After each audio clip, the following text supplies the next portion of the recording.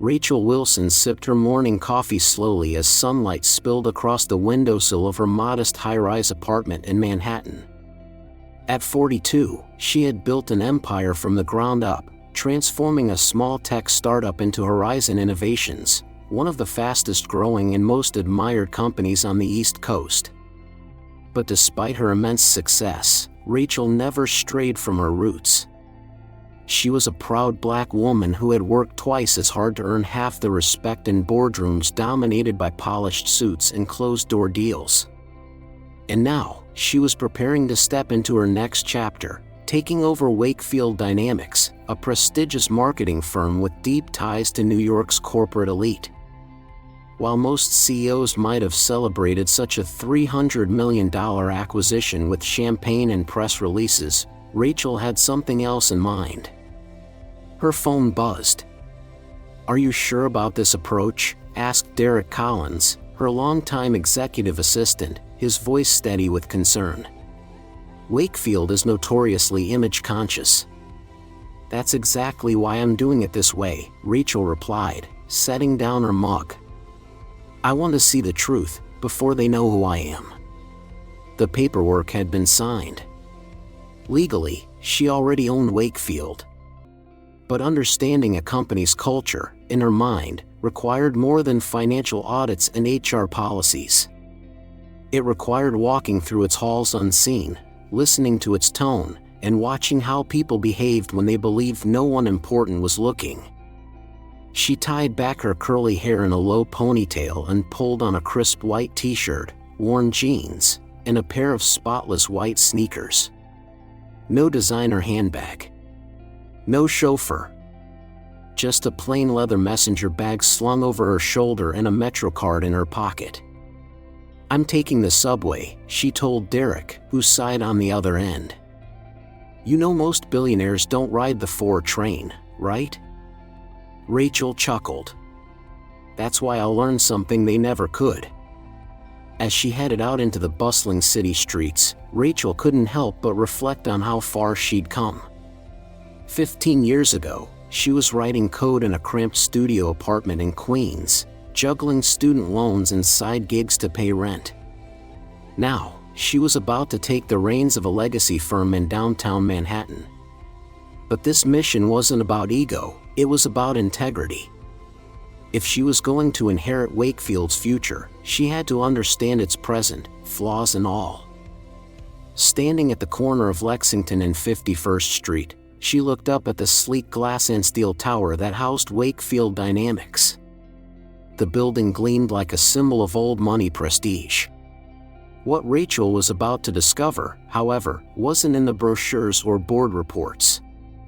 It was buried in the everyday interactions, the subtle power plays, the unchecked biases, the behavior behind polished doors. She took a deep breath and stepped into the crowd, ready to disappear into the background. Because sometimes, to truly lead, you must first walk through the world unseen. It was nearly noon when Rachel Wilson stepped off the subway at the 51st Street station.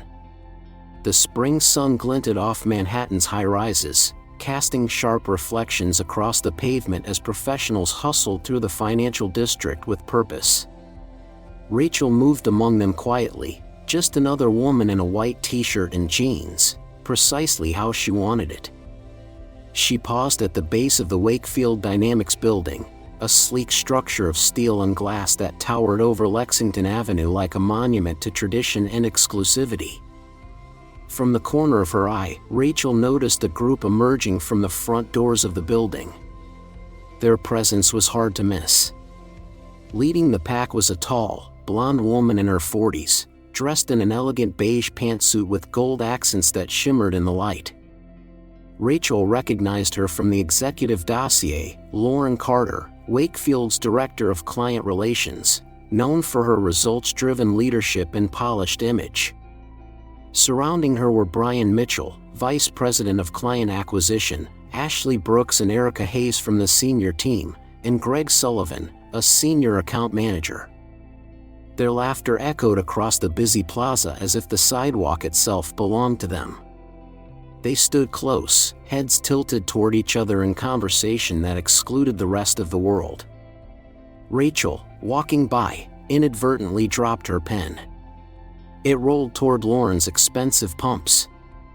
"Excuse me," Rachel said, approaching calmly, "that's my pen." Lauren glanced down, her eyes scanning Rachel from head to toe. Her expression flickered, surprise, then disdain. Using the tip of her shoe, she nudged the pen forward without bending. "There you go," she said coolly, as though touching the pen might somehow sully her. "Thank you," Rachel replied, keeping her voice even as she knelt to pick it up. From the group, Greg let out a smirk. "Did you get lost on your way to the coffee shop?" Ashley chimed in, her voice laced with sarcasm, "Staff in trances around back." Rachel stood tall. "I'm not staff," she answered simply, "just had some business nearby." Lauren arched a perfectly sculpted eyebrow. "Business?" "Here," she said with a tight smile that didn't reach her eyes. "Well, this is a professional district, sweetie. First impressions matter." Rachel gave the faintest nod. "They certainly do." The others chuckled, a quick, sharp sound that carried the sting of exclusion. As they turned to leave, Brian brushed against Rachel's shoulder, muttering a dismissive, "Didn't see you there." "No problem," Rachel replied, steady. From a few paces away, Lauren laughed. "Security really needs to keep the undesirables out of this part of town." Rachel remained motionless, watching them disappear into a waiting black SUV. She slipped her phone from her bag and captured a photo of the group, faces, outfits, everything. Then she texted her assistant. "Conducted first cultural assessment. Very illuminating. We have work to do." The glass tower of Wakefield loomed above her. And Rachel knew, this wasn't just a test of business strategy. This was about character. And tomorrow, the truth would be revealed. That evening, as the lights of Manhattan sparkled across the skyline, Rachel Wilson stood on the balcony of her apartment, the memory of the afternoon's encounter still playing in her mind.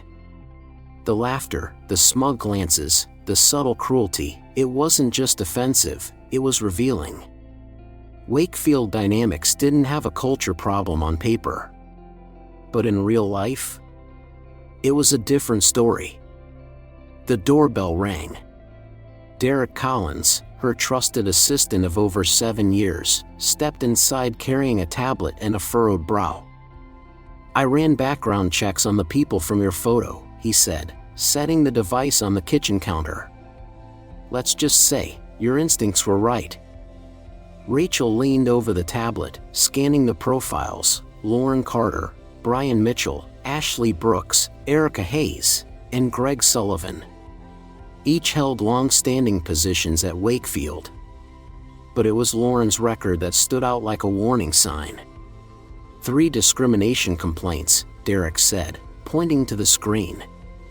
All quietly settled. None of them followed up. Not a single consequence. Rachel exhaled slowly. So the old leadership swept everything under the rug. Exactly. According to HR surveys and exit interviews, Wakefield's image of professionalism has been more about optics than ethics. She turned toward the dining table, where performance reports and organizational charts lay spread like a battlefield map. There, next to a thick folder labeled Corporate Culture, sat the Wakefield Employee Handbook, full of flowery language about respect, integrity, and inclusivity. Rachel shook her head. The irony is, their PR materials paint a perfect picture. But what I saw today was anything but inclusive. Derek nodded. If they're treating a stranger like that in broad daylight, I can only imagine how they treat staff who don't fit the image behind closed doors. Rachel opened a file labeled Internal Exit Interviews. The numbers were sobering. 16 employees had left in the past year. 12 cited a toxic environment. 8 had named Lauren Carter specifically. These weren't just red flags, they were warning sirens. She reached into her bag and pulled out a USB drive. "Here," she said, handing it to Derek. "Security footage from the plaza today. I called in a favor from the building's security chief. He owed me from last year's charity gala." Derek raised his eyebrows. "You really don't miss a beat." Rachel smiled faintly. "Tomorrow, I'm not just introducing myself as the new owner. I'm introducing a new era." She walked to her bedroom closet and pulled out a white garment bag. Inside was a sharply tailored suit, elegant, modern, and unmistakably powerful. She hung it on the door with care. "Lauren thought I didn't belong because of how I looked," Rachel said, picking up Lauren's personnel file. "Tomorrow, she'll learn exactly who she underestimated." Derek closed the tablet and looked at her with admiration. "You really think one meeting can change all this?" Rachel's eyes were calm but resolute. "Not one meeting. But the right beginning can change everything." And tomorrow morning, Wakefield would meet the real Rachel Wilson. The next morning, the Wakefield Dynamics main conference room buzzed with tension and curiosity. Employees filtered in slowly, whispering about the new owner no one had seen. Coffee cups clinked. The skyline beyond the floor-to-ceiling windows bathed the polished mahogany table in golden light. At the head of the room, Wakefield's longtime founder, Walter Griffin, stood quietly, reviewing his notes. On the executive row, Lauren Carter looked composed as ever in the same beige suit she had worn the day before. Her colleagues, Brian Mitchell, Ashley Brooks, Erica Hayes, and Greg Sullivan, sat beside her with confident postures and clipped small talk. "I hear it's someone from Silicon Valley," Lauren murmured to Brian. "Probably some young tech disruptor who'll need our guidance to survive this market." Brian straightened his tie. "Whatever their background, they'll quickly learn we're the ones holding the client relationships." The double doors at the back of the room swung open at precisely 9 a.m. Silence rippled through the space. In walked Rachel Wilson, dressed in a stunning, perfectly tailored white suit. Her hair was neatly styled, her demeanor poised, her presence undeniable. Gasps spread like a wave across the room. Lauren's eyes widened. Her jaw went slack as recognition crept in. This was the same black woman she and her team had mocked on the sidewalk less than 24 hours ago. Walter stepped up to the podium. "After decades of building this firm, it's time for a new chapter," he said. "Please welcome the new owner of Wakefield Dynamics, Rachel Wilson, founder and CEO of Horizon Innovations." Rachel approached the front of the room and shook Walter's hand. She turned to the employees, her voice calm and deliberate. "Thank you, Walter. And thank you to all of you for being here today." She scanned the crowd, making steady eye contact. "Before I talk about the future, I want to share how I arrived at this decision. Yesterday, I visited Wakefield anonymously. Not as a CEO. Not as a buyer. But as an observer." Derek, standing at the back, cued the presentation. The screen behind Rachel lit up with surveillance footage from the day before. The video played silently, Lauren and her team emerging from the building, laughing, dismissing, and insulting the woman who now stood before them. A hushed gasp spread through the room. Rachel let the footage play, then paused it with precision. "This is what I witnessed. In public. In broad daylight. From senior leadership. This is not about a personal insult. This is about how people are treated when you think no one is watching." Lauren stood up abruptly. I didn't know it was you." "That," Rachel said gently but firmly, "is exactly the problem." She stepped forward. Starting today, this company will undergo significant changes. Because here's the truth, a business is only as strong as the values it lives out. And what I saw yesterday is not what I intend to lead." The room sat in stunned silence. For the first time in years, Wakefield Dynamics was facing a reckoning, and it had arrived in the form of quiet, undeniable truth. Later that afternoon, the same conference room that had hosted the morning's dramatic reveal now felt noticeably quieter. A hush lingered like the calm after a thunderstorm. The footage had been seen. The truth had landed. And now, consequences followed.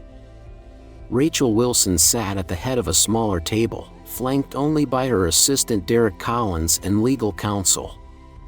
Across from her sat Lauren Carter, the once confident director of client relations. The same woman who, hours earlier, had treated a stranger like a second-class citizen. But today, Lauren's confidence had vanished, replaced by a thin veil of anxiety. Rachel placed a slim manila folder on the table but left it closed. "Thank you for coming in, Lauren," she began calmly. "I know it's been a difficult day." Lauren leaned forward. "Ms. Wilson, I'd like to sincerely apologize for what happened yesterday. If I had known." Rachel held up a hand. "And that's exactly the issue. You would have treated me differently if you had known who I was. That's not leadership. That's opportunism." She opened the folder and laid out several documents. 3 formal discrimination complaints, all settled quietly. Consistent comments in your performance reviews about favoritism and exclusion. And more than a dozen employee exit interviews citing your management style as toxic. Lauren stiffened, her fingers tightening around the edge of her chair.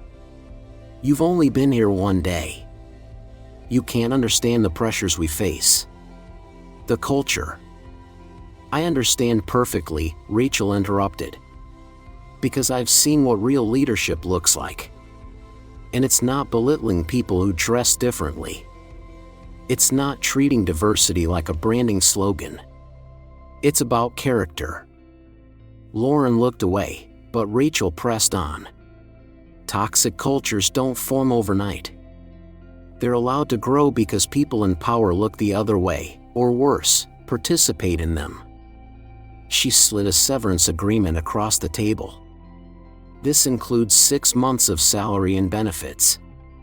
In exchange, you'll agree to a non-disparagement clause and complete an executive coaching program if you'd like a reference." Lauren blinked in disbelief. "You're firing me over one bad interaction?" Rachel shook her head.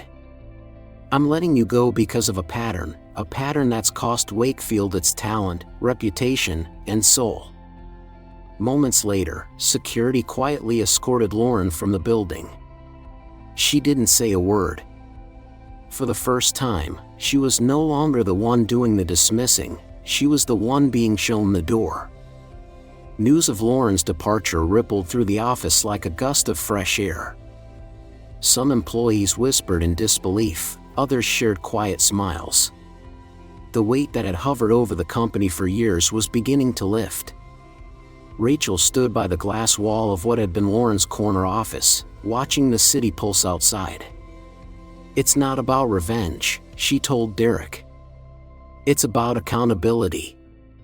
And this is just the beginning." Because if Wakefield Dynamics was ever going to live up to its potential, it had to be rebuilt from the inside out. By the following week, Wakefield Dynamics was already showing subtle signs of change. Gone were the closed-door meetings dominated by the same voices. Gone was the atmosphere where only those with the right look were invited to the table. And at the center of that shift stood Rachel Wilson, a quiet force of transformation determined to see people for their talent, not their packaging. The turning point came during a cross-departmental meeting held in what had once been Lauren Carter's executive conference room. Rachel had invited a diverse group of employees, young and old, new hires and veterans, creatives, and support staff. She wanted to hear their voices directly. Among them sat Jasmine Reed, a gifted designer in her early 30s who had used a wheelchair since a spinal injury in college. Jasmine was known for her innovative concepts and bold ideas. Yet under Lauren's leadership, her ideas had consistently been sidelined. She had applied 3 times for the creative director training program, only to be told her work didn't align with Wakefield's brand. Now, for the first time, Jasmine was face to face with the company's new owner. Rachel began the meeting standing, her voice clear and inclusive. "Wakefield is rebuilding," she said. "But not from the top down, from the inside out. That starts with recognizing the people this company has overlooked for too long." Jasmine hesitated, then raised her hand. "I hope this isn't out of line," she said, "but I'd like to know what change really looks like. How do we ensure that people like me, who've been told no for years, finally get a real shot?" Rachel smiled, walking slowly toward her. "That's exactly why we're here. I've reviewed your portfolio, Jasmine. Your ideas aren't just good, they're visionary. The problem wasn't your work. It was the lens through which it was being judged." She paused, placing her hand gently on the table. "Which is why I'd like you to lead our new digital innovation team. You won't just be designing, you'll be setting the direction." A stunned silence filled the room. Jasmine's eyes welled with tears. I don't know what to say." "You don't have to say anything," Rachel said warmly. "Just keep doing what you've always done, bring brilliance to the table." The room erupted into quiet applause. From that moment, the company's culture began to shift in tangible ways. Rachel implemented blind portfolio reviews for all creative submissions, no names, no titles, just the work itself. She launched a mentorship program pairing senior staff with overlooked employees. And she flattened the hierarchy, creating mixed discipline teams to promote fresh perspectives and inclusion. It was no longer about who had the best connections or wore the most expensive suit.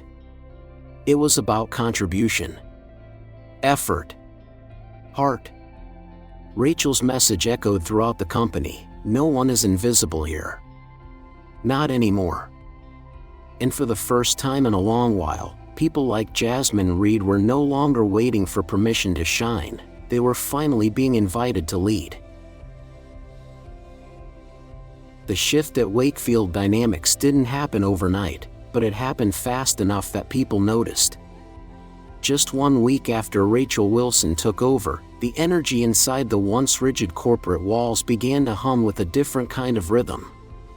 For years, the company had operated under the surface-level polish of prestige, sleek branding, high-profile clients, and a hierarchy that favored appearance over performance. But that veneer had cracked, and in its place, something more genuine was beginning to grow. The departure of Lauren Carter sent a clear message: toxicity, no matter how well-dressed, would no longer be tolerated. Within days, Brian Mitchell and Greg Sullivan, former members of her inner circle, submitted their resignations. Whether it was self-preservation or quiet acknowledgement, Rachel didn't press. She let them go with dignity and a note of finality. Ashley Brooks, however, had taken a different path. After a long and honest conversation with Rachel, she expressed a sincere desire to stay and contribute to the new vision. Rachel believed in second chances, but only when they came with accountability. Ashley would stay, but under mentorship, with close evaluation. Meanwhile, the office environment itself was changing. Rachel removed nameplates from corner offices and replaced them with team collaboration zones. Meetings became more inclusive, no longer limited to department heads. Voices that had been silent for years, junior staff, interns, administrative assistants, were now being heard. On a Wednesday morning, Rachel gathered employees from across departments in the new open space forum. Some of you have asked what happened to the old guard, she began. Brian and Greg chose to leave. Ashley has chosen to grow. That's what transformation looks like. It's not always comfortable, but it's always honest. She clicked a remote, and a phrase appeared on the screen behind her in bold, simple lettering. Substance over surface. This will be our new core value, she said. We'll evaluate ideas based on merit, not who presents them.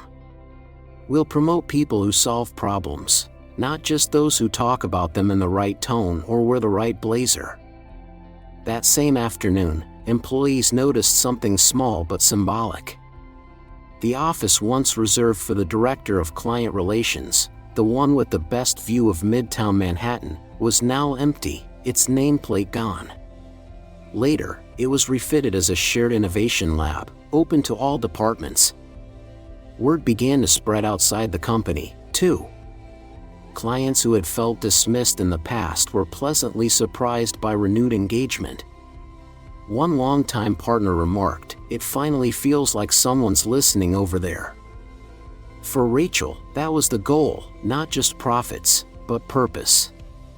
She didn't want to be remembered as the billionaire who took over a legacy firm. She wanted to be known as the leader who transformed it, by unlocking the potential that had always been there, stifled under outdated expectations. Wakefield wasn't perfect yet. But for the first time in years, it was alive, with possibility, with fairness, and with hope. 1 month later, the rooftop of Wakefield Dynamics glowed in the soft amber light of a Manhattan evening. A casual reception was underway, celebrating the company's fresh start. There was no red carpet, no champagne pyramids, no flashy speeches. Just colleagues, clients, and collaborators mingling in a space that now reflected authenticity over ego. Near the railing, Rachel Wilson stood quietly, a glass of sparkling water in hand, watching the transformation she had sparked come to life. Across the rooftop, Jasmine Reed was presenting a prototype to 2 senior investors. A few weeks ago, Jasmine was buried under a mountain of unrealized potential, dismissed for not fitting a narrow mold. Now, she was leading a team, her talent no longer hidden in the shadows. And people were listening, not out of politeness, but genuine interest. As Rachel observed the moment, Walter Griffin, Wakefield's retired founder, approached her. He raised his glass with a smile lined by decades of experience. "You've done more in 30 days than we managed in years," he said. "You didn't just take over the company, you reminded us of what it was supposed to be." Rachel nodded thoughtfully. "We all forget, sometimes, that real value can't be measured in titles, tailored suits, or perfectly worded mission statements." Walter chuckled.